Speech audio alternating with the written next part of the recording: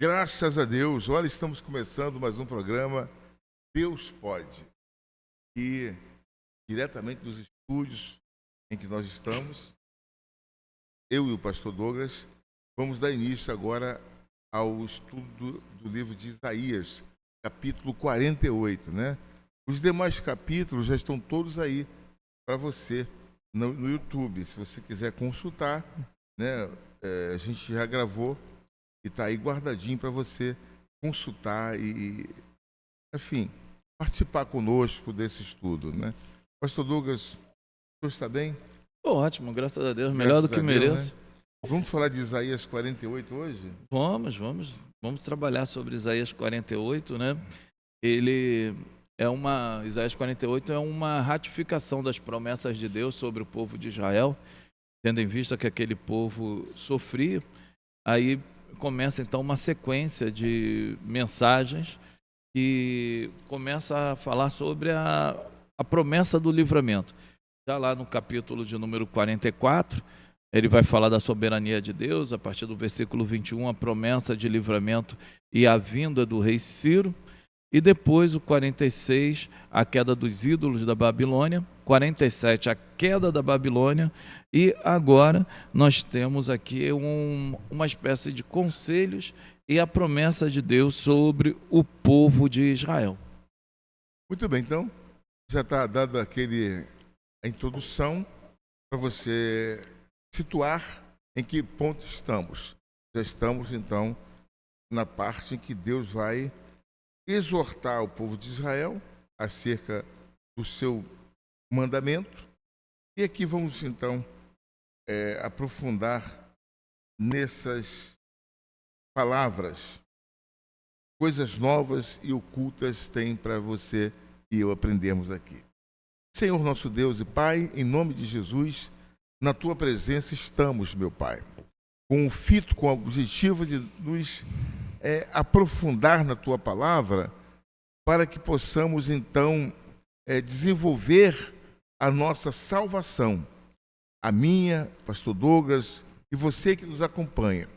Que estas palavras venham ser, de fato, esclarecedoras, venham trazer para você a alimentação da sua alma e que nós todos possamos sair daqui melhores e mais bem informados acerca da vontade de Deus para as nossas vidas. Assim, nós dedicamos esses estudos, essa palavra, ao Senhor, pedimos a graça, no nome do Pai, do Filho e do Espírito Santo. Muito bem, no Amém. final desse estudo, vamos fazer a oração forte também. Se quiser preparar um copo com água, eu estarei consagrando estas águas para que você beba dela e venha receber um milagre pela fé, né? Tudo é pela fé. Mas tudo é possível àquele que crê. Ao que não crê, a coisa passa, né? O milagre passa. Mas se você crê, agarra, porque é bênção para a sua vida, é Deus operando de forma verdadeira sobre as nossas vidas. Pastor Douglas, eu posso começar? Sim, claro. Então vamos lá, Carlinha na tela, ok? O capítulo 1, vamos até que versículo? Sim. O capítulo de número 48, a gente pode ir até o versículo número 11. 11, então vamos lá, vou ler o 11, fazemos o comentário e depois continuaremos. Então, na tela, Carlinha, ouvi isto, casa de Jacó, que vos chamais do nome de Israel, e saístes das águas de Judá, que jurais pelo nome do Senhor, e fazeis menção do Deus de Israel, mas não em verdade nem em justiça. Opa! Chamada de Deus aqui para esse povo. E até da santa cidade toma o nome e se firmam sobre o Deus de Israel. O Senhor dos Exércitos é o seu nome. As primeiras coisas, desde a antiguidade, as anunciei. Da minha boca saíram, e eu as fiz ouvir, apressadamente as fiz. E aconteceram. Versículo 4. Porque eu sabia que eras duro e a tua cerviz um nervo de ferro, e a tua testa de bronze. Cabeça dura, hein, rapaz? Exatamente isso. É isso que quer dizer, cabeça dura, hein? Olha só, a tua cerviz, um nervo de ferro, e a cabeça, a testa de bronze. Meu Deus. Por isso te anunciei desde então e te fiz ouvir antes que acontecesse, para que não dissesses: o meu ídolo fez estas coisas, e a minha imagem de escultura e a minha imagem de fundição as mandou. Você sabia? Pessoas assim, isso recentemente, alguém falou assim, nós comentamos acerca de uma situação em que a pessoa estava passando muito um problema, e ela então participou de um ritual, né, em que apresentaram assim, algumas imagens, e a pessoa, depois de nós orarmos por ela e tudo mais, a pessoa disse: olha, foi aquela imagem que me curou. Isso agora, há pouco tempo. Recebe a oração. Eu tive algo bem parecido também. A gente orou por uma pessoa e ela manifestou, a expulsamos o demônio. Ela andava envergada, coluna, né? Não conseguia andar, uma senhora. Depois que expulsamos o demônio, naquele momento ela andou normal. Aí ela, eu sabia que ter ido lá na igreja lá esqueci até o nome lá da Causas Impossíveis lá, ele iria ouvir a minha prece.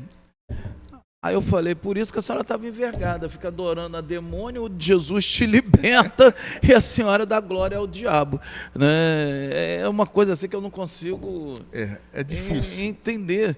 A pessoa foi lá, tá certo, ela fez lá, exerceu a fé dela, fez lá a prece, ficou quase um mês fazendo uma corrente lá das causas impossíveis, esqueci o nome do benditinho lá.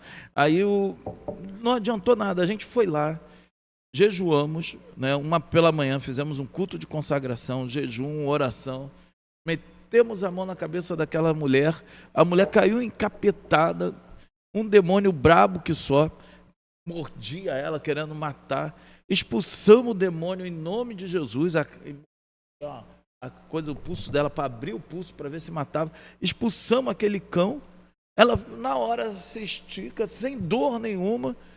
Aí me fala que foi pelo bendito, o santinho lá. Meu Deus do céu, chegou a me dar uma raiva. Cheguei a ficar com raiva até agora falando. Porque a gente percebe, caramba, como que Satanás cega a pessoa para não enxergar o autor e consumador da fé, Jesus. É o que diz Paulo, né?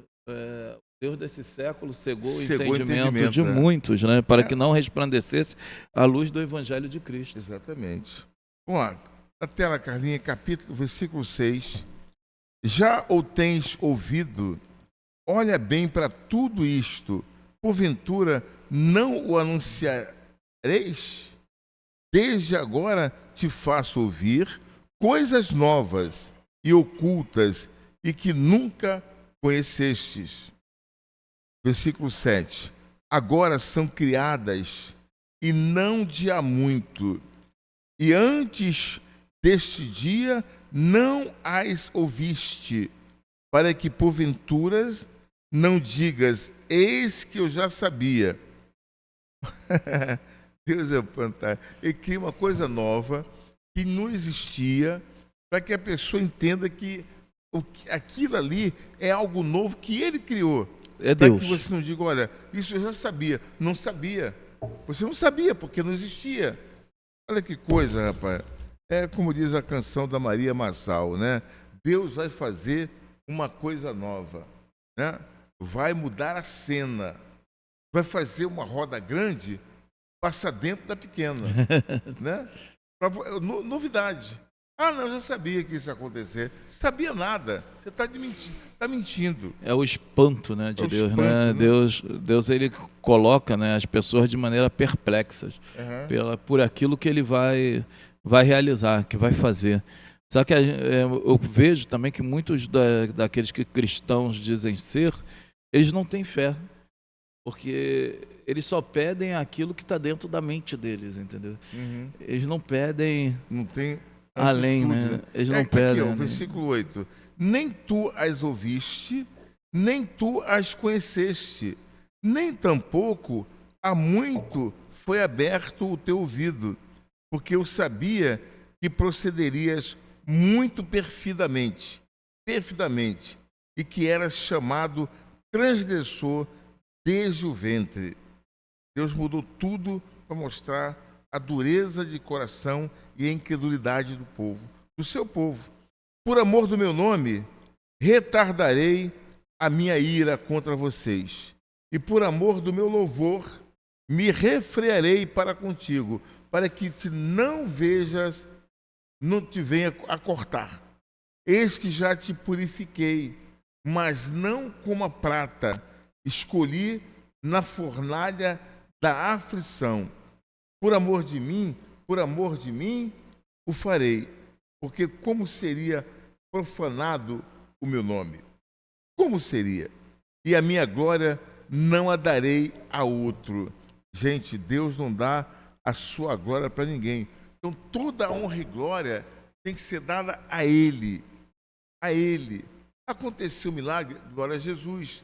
Aconteceu algo inesperado e que você não sabia, glória a Deus. Dai graça em tudo. Desde que, se a nossa vida, pastor Douglas, se a minha vida está na mão de Deus, então tudo que acontecer comigo não vem de outra fonte. É de Só Deus. pode vir de Eu também Deus. penso isso. Só pode vir de Deus. Então, pode ser, aos meus olhos, pode ser uma coisa não muito boa e pode ser excelente.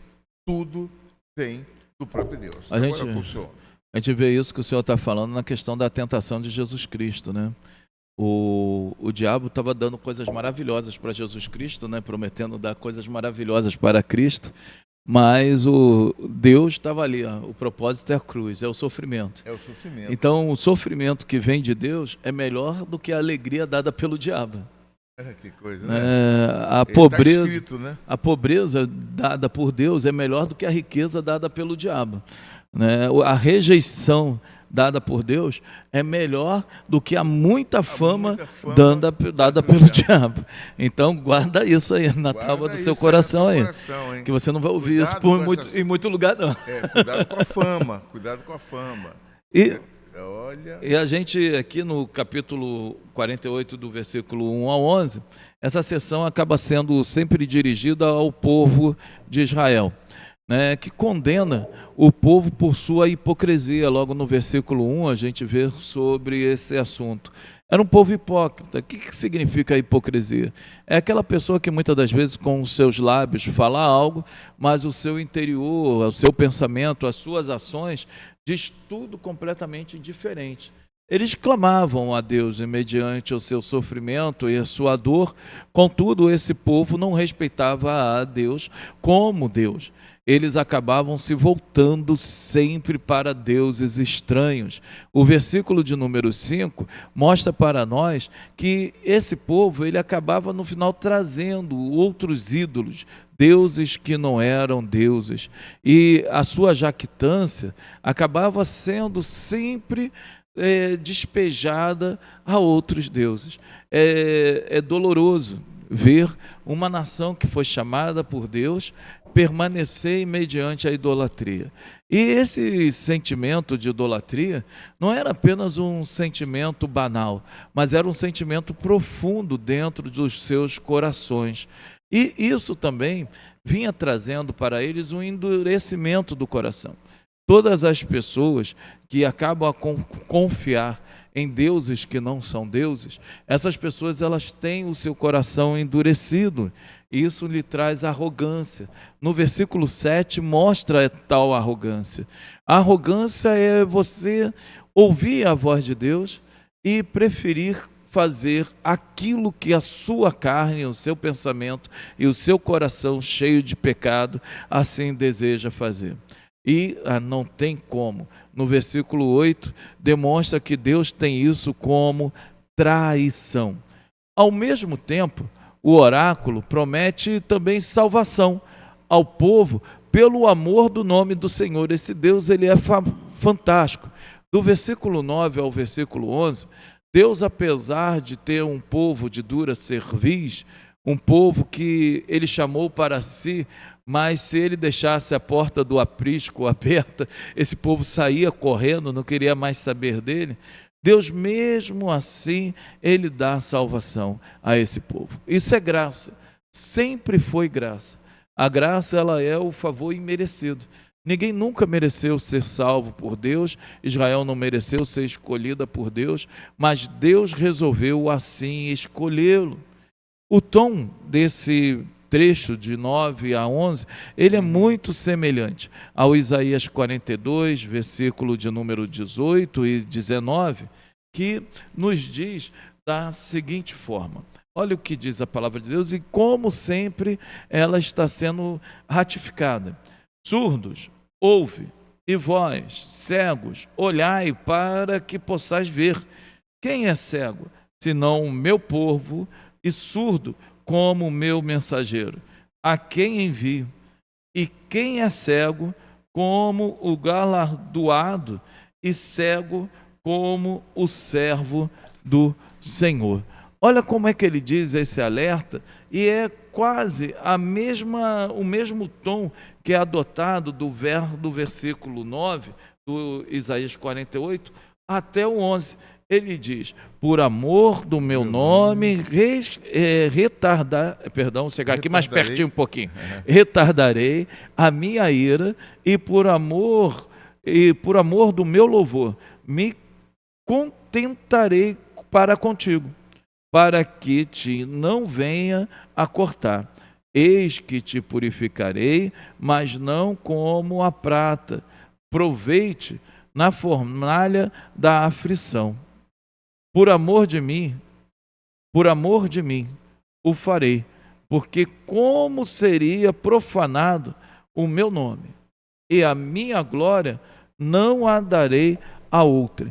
Nota que esse oráculo, essa profecia, acaba sendo dividida em 4 partes, pelo menos. Você aí, quando for fazer a sua pregação, o seu estudo, você pode bem notar do versículo 9 ao 11.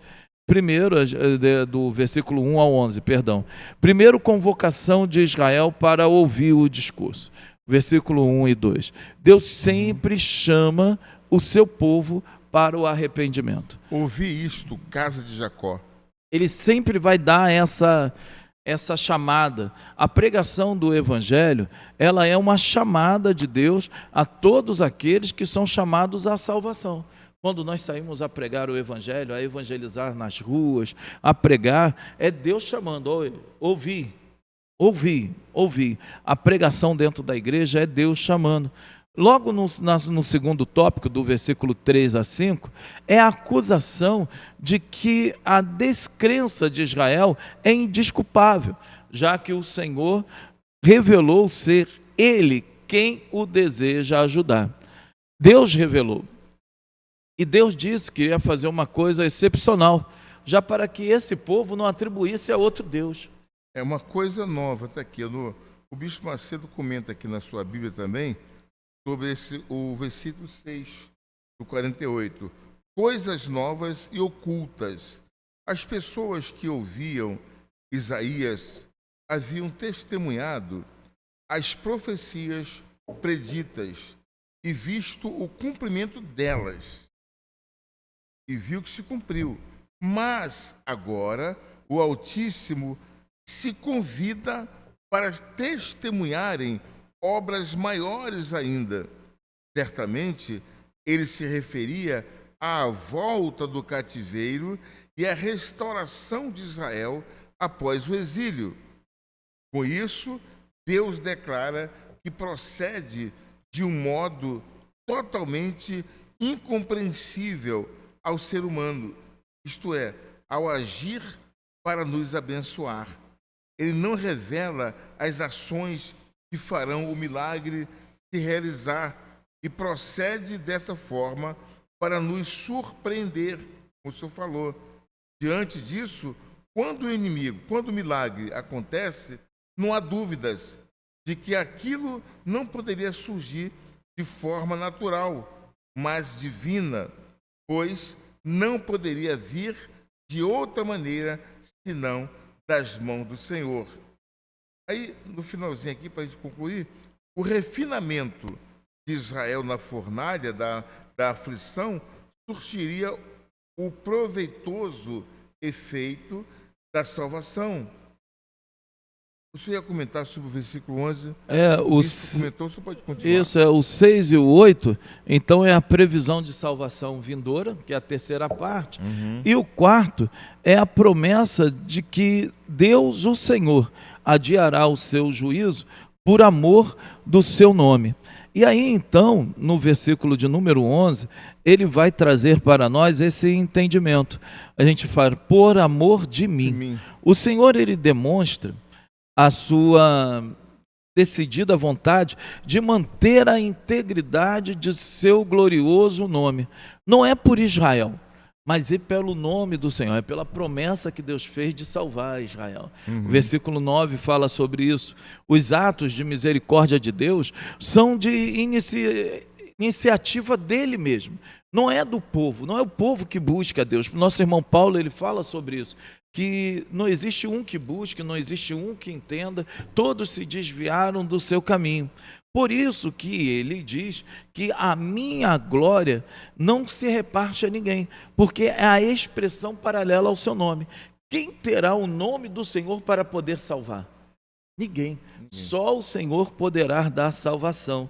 Por isso que Israel, então, agora, ele teria a expressão desse verdadeiro louvor, o louvor da salvação que viria única e exclusivamente de Deus. Glória a Deus, amém. Você está vendo aí como é glorioso isso? Que bom que você está assistindo, acompanhando com a gente, né? E aprendendo, porque isso é ensinamento para que a nossa fé seja cada vez mais solidificada no nome do Senhor Jesus. É Ele que nos faz vencer as nossas batalhas, é Ele que vai nos salvar. Versículo 12, Carlinha na tela, vamos lá.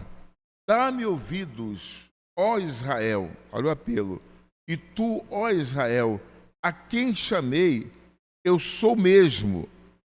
Eu sou o primeiro e também sou o último, ou seja, eu não mudo, Israel, eu sou mesmo.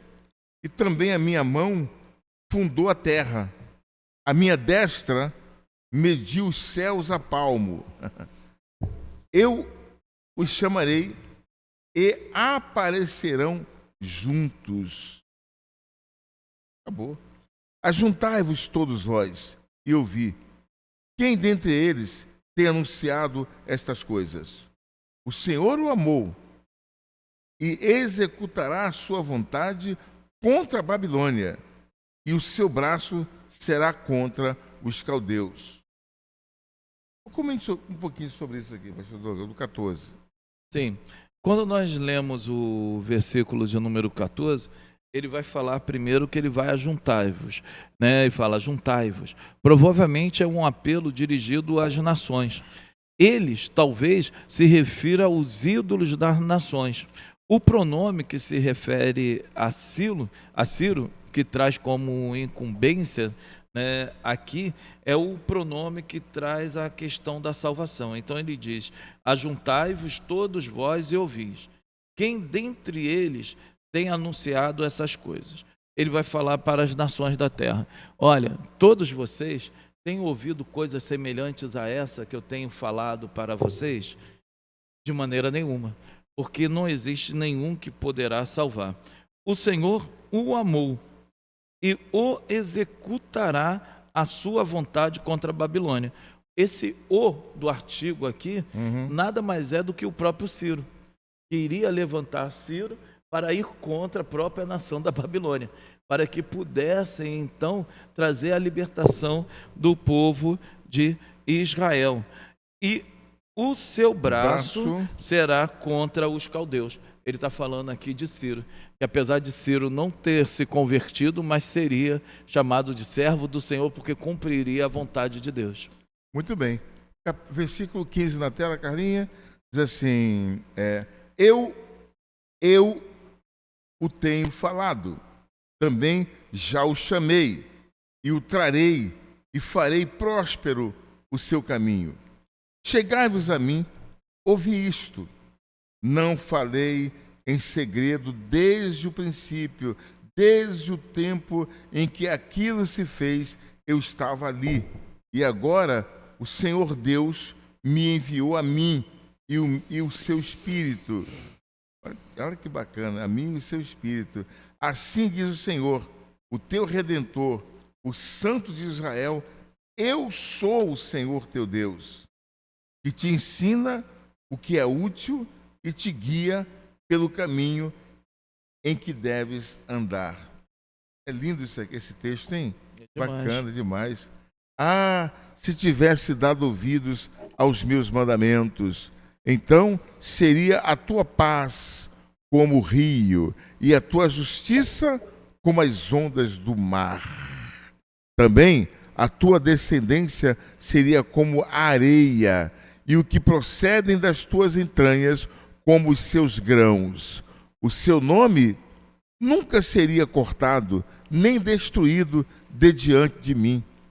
Saí da Babilônia, saí de Babilônia, é uma ordem, saí de Babilônia, fugi de entre os caldeus e anunciai com voz de júbilo, fazei ouvir isso e levai-o até o fim da terra. Dizei: o Senhor remiu o seu servo Jacó, e não tinha sede quando os levava pelos desertos.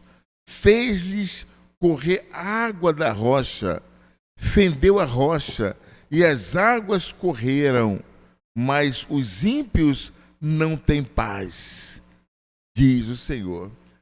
Ele fez o povo não ter sede quando estava no deserto. No meio do deserto. Que bacana, quer dizer, Jesus foi tentado 40 dias, não teve sede. No final ele só comeu. Matei a charada aqui.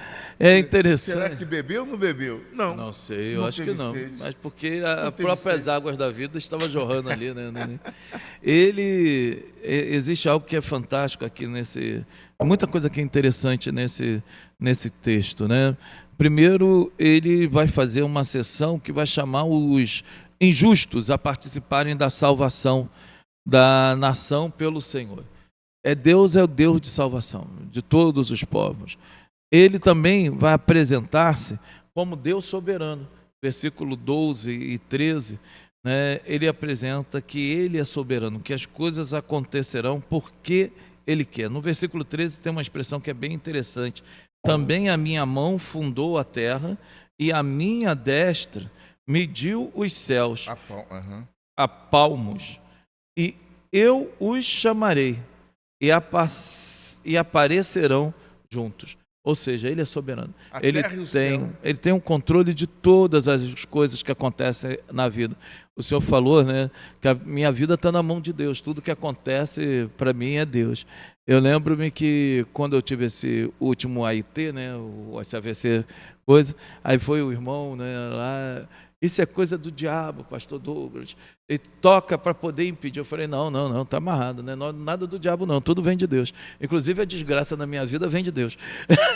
Porque a minha vida está na mão do meu Deus. O meu Deus, ele é soberano. Então, eu tenho plena certeza disso. Ele demonstra também algo que no versículo 14 e 15, que é o novo. Ele vai dizer verdadeiramente que a salvação viria daquele que ele chamou anteriormente. O capítulo de número 41, versículo 21 e 23 ao 23, ele anuncia essa salvação, né, vinda exatamente de maneira extraordinária e absurda. Depois, lá no capítulo 43, versículo de número 9, ele volta novamente a falar sobre essa chance de salvação através de uma pessoa que ele chamará para poder chamar, para poder libertar aquele povo. Isaías 45, versículo de número 20. ele também vai falar a mesma coisa concernente à salvação, e o versículo 21 também, falando sempre da mesma forma, que seria algo extraordinário. E ele utiliza o pronome o, né, nesse texto, como eu falei aqui, que se refere exatamente a Ciro. Ciro, ele é chamado de uma maneira absurda, aonde as pessoas não conseguiriam nem imaginar. O nome dele é dito nas escrituras sagradas antes mesmo de Ciro nascer. 100 anos antes dele aparecer, o nome de Ciro, o profeta Isaías já tinha anunciado que ele viria fazer esta grande obra de salvação ali para Israel. Isso tudo é tido e feito como a mão do Senhor, porque é algo novo, é diferente de qualquer coisa que o povo possa tentar fazer por si mesmo. Mas o povo, né, ele precisa ser chamado à atenção.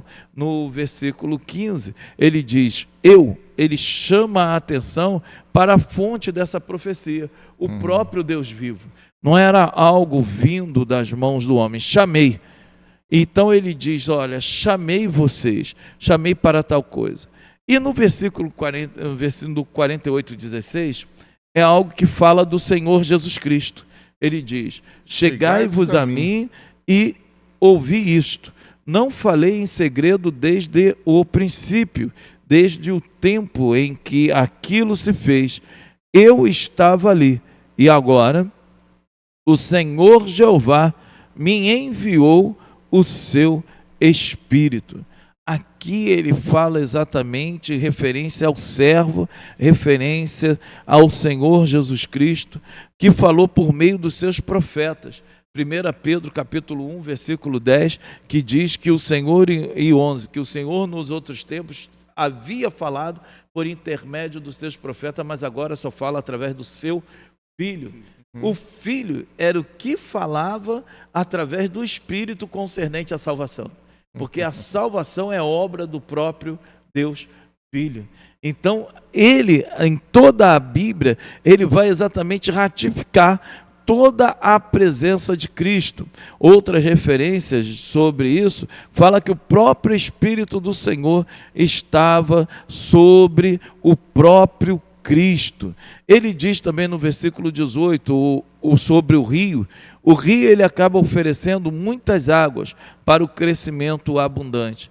O juízo de Deus, quando traz restauração, ele geralmente é colocado como águas. Águas que vêm de maneira torrencial. Eu estava aqui folheando, né, tentando lembrar-me, que a cabeça às vezes falha, né?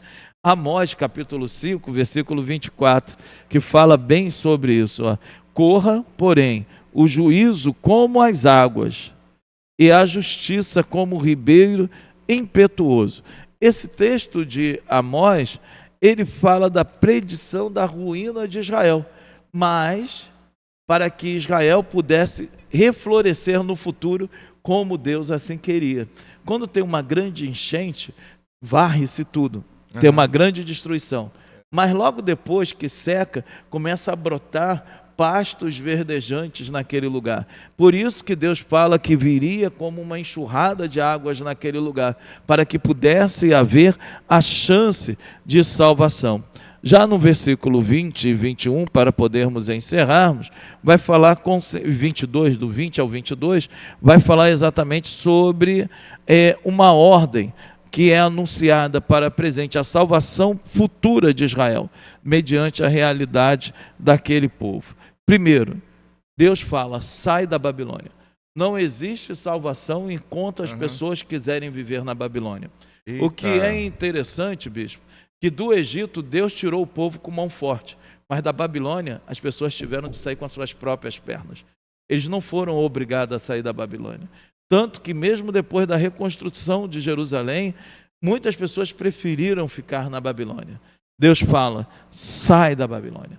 Porque a Babilônia é exatamente o símbolo de tudo aquilo que não provém de Deus. Então ele fala, fugir, de entre os caldeus, e anunciai com voz de júbilo, e fazei ouvir, e levai-o até o fim da terra. Dizem, o Senhor remiu o seu servo Jacó. Mas a remissão, apesar de vir de Deus, necessita com que o seu povo pudesse entender e sair da Babilônia. Tomar iniciativa, né? Quer dizer, exato. A oferta é dada, mas aquele que desejar sair, venha. É como hoje em dia, nós pregamos o evangelho para todos. Aquele que deseja abraçar o evangelho e ter entendimento, ele vai assimilar a palavra, Deus vai iluminar a sua mente, e ele vai então se entregar a Jesus Cristo, que é o único Salvador da sua alma. Mas é uma questão pessoal, de a pessoa querer Jesus. Ele dá um toque. Ele dá o toque. Saia, vem para cá. Eu me lembro quando eu conheci Jesus, eu fiquei lá atrás da igreja, no último banco, e o pastor pregou exatamente Isaías, capítulo 53, versículo 4. Aquilo me chamou a atenção porque diz o seguinte: ele levou sobre si as nossas dores e os nossos pecados também carregou sobre si. Quer dizer, as nossas transgressões ele carregou toda. Aquilo me chamou a atenção. Eu estava lá, fui levar minha tia na igreja, sentado no fundo da igreja, vi aquela palavra, despertou a minha fé. Eu não sabia que Jesus tinha morrido por mim. Eu sabia que ele morreu. Toda sexta-feira santa tinha lá o filme, né?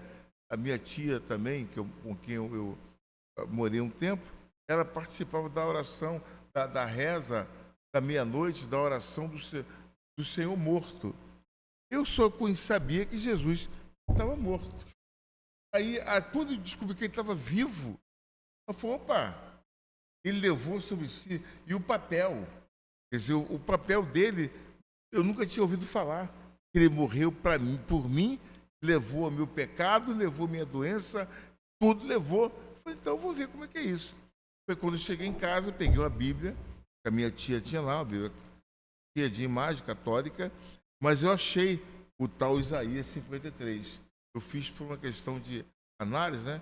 Como economista, eu fui por colunas e linhas, né? E linhas, né? Aí achei lá. Achou o vetorial. Achei o vetorial. Eu nunca tinha pegado a Bíblia para ler. Aí fui lendo, me interessei e fui buscando. Aí eu quis saber. Então, é o que o senhor falou aí agora, né? Do Egito, Deus tirou por mão forte, mas da Babilônia só sai quem quer. Então, sair da Babilônia. Tem muita gente que conhece a Deus e que até desfruta das benesses dos santos, mas ainda estão dentro da Babilônia. Ainda estão dentro da Babilônia. Por isso que nos últimos versículos 21 e 22, que para mim assim, Isaías fecha com chave de ouro aqui, né? E Jacó não tinha sede quando o levava pelos desertos. Fez-lhe recorrer águas da rocha. Fendendo ele as rochas, as águas manavam delas. Mas os ímpios não têm paz, diz o Senhor. Olha aqui. Agora, como é que ele fecha aqui? Parece que não tem nada a ver esse 22. Ele fala da proteção que ele deu a Israel, o povo de Israel. Quando caminhava pelo deserto, ninguém tinha sede. Porque não tinha água ali, mas na hora que o povo clamou por água, ele fendeu a rocha e fez a água sair. Vocês bobões, vocês não precisavam disso. Vocês não tinham sede, mas que água? Toma aqui. Aí Moisés, naquela sua impetuosidade, nunca vista, porque Moisés era um manso, muito manso, mas devido à irritação que o povo provocou contra ele para beber água, para ter água, ele chegou a ferir a rocha de forma mais agressiva. E a rocha, a gente sabe que a rocha é Jesus. Então ele só tinha que tocar. Ele não fazer como da primeira vez. Como da primeira vez. Mas ele bateu na rocha, aquele turbilhão de água que surgiu, mas não precisava daquilo. Aí ele fechou aqui dizendo, olha, os ímpios não têm paz, e não tem mesmo. Ímpio pode ter muito dinheiro, pode ter propriedades, pode ter família maravilhosa. Ímpio pode ter o do melhor, mas paz não tem. Concorda comigo, Carla? Concorda, Carla? E algo que é interessante, né? Ele mostrar que o ímpio não tem paz. Por que o ímpio não tem paz? Se vocês prestarem atenção, mesmo no deserto, aquelas pessoas que não estavam, apesar do seu coração duro, da sua dura cerviz, aqueles que totalmente eram ímpios, que estavam contra Deus, pereceram no meio do caminho. Eles não haviam paz. Mas aqueles que acreditaram na promessa, a saber, poucos, né, entraram na terra prometida, mesmo em meio ao deserto, eles tinham a paz. Por quê? A rocha jogou a água, e a água da vida. Essa rocha é Jesus Cristo, né? Paulo fala sobre isso em 1 Coríntios 10:4. E beberam todos da mesma bebida espiritual, porque bebiam da pedra espiritual que os seguia. E a pedra era... Está onde isso? 1 Coríntios, capítulo 10, versículo 4. Anota aí. 1 Coríntios 10:4. Então, essa era a fonte das águas vivas. Essa fonte de águas vivas nada mais era do que o próprio Senhor Jesus Cristo, trazendo a paz e alento em meio ao deserto. O deserto simboliza a nossa vida nesse mundo. Nós estamos em meio a um deserto de dor, de aflição, de tristeza, de angústia. E muitas das vezes, certamente, você haverá momentos de tamanha aflição que, humanamente falando, você não tem paz.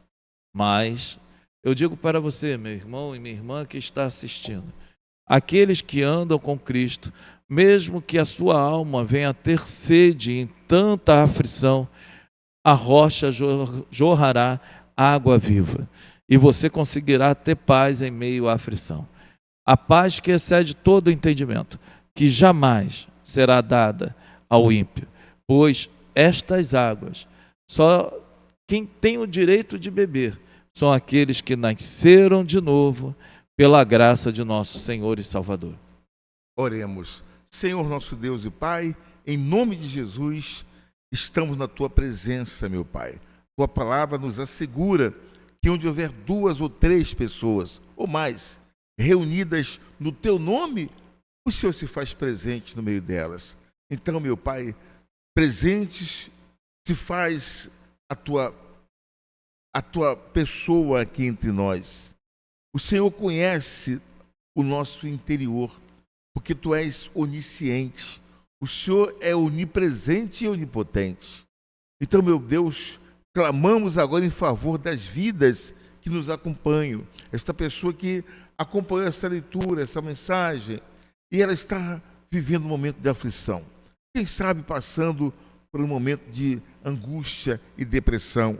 E não por acaso ela está sintonizada aqui conosco. Não por acaso ela começou a assistir esse estudo da palavra. Então, meu Deus, intercedemos por ela, para que neste momento o Senhor venha fazer cessar toda dor, todo sofrimento do corpo e da alma.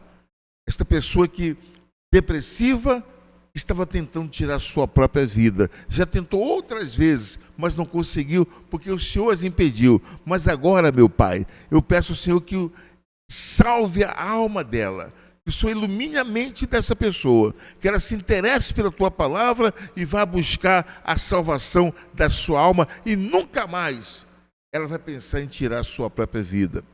Meu Deus, repreenda todo o mal, repreende todo o espírito de maligno, toda a perturbação do inferno, tudo aquilo que não vem do Senhor, seja agora repreendido na vida dessa pessoa. E que a paz, que excede todo entendimento, venha fazer parte da sua vida agora. Tira toda a tristeza e angústia. Receba paz. Receba paz. Em nome de Jesus, o Senhor te abençoe e te guarde, minha amiga. O Senhor faça resplandecer a luz do seu rosto sobre a tua alma. O Senhor sobre ti e sobre a tua casa levante o seu rosto. O Senhor seja contigo em todo o tempo. Nós abençoamos a sua vida no nome de Jesus. E ainda na tua presença, consagramos esta água e que ao bebermos dela sejamos também abençoados em nome de Jesus. Levante sua água para o céu, receba a bênção do Pai, receba a bênção do Filho e a bênção do Espírito Santo nesta água. E ao beber dela, receba o refrigério da sua alma. Beba da água.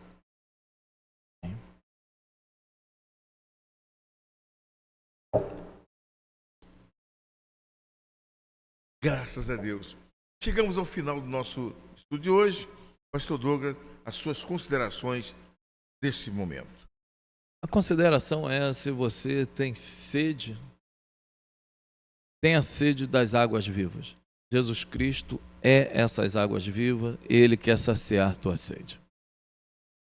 Água viva. Deus abençoe vocês. Até a próxima. Obrigado, Carlinha. Obrigado, Pastor Douglas. Eu que agradeço. Tchau, gente. Deus abençoe, a Deus. paz. Ó, não perca, hein? Tá tudo aí para você. Hoje foi o 48, mas tem 47 para trás já gravados. Vamos até o fim. Acompanhe comigo.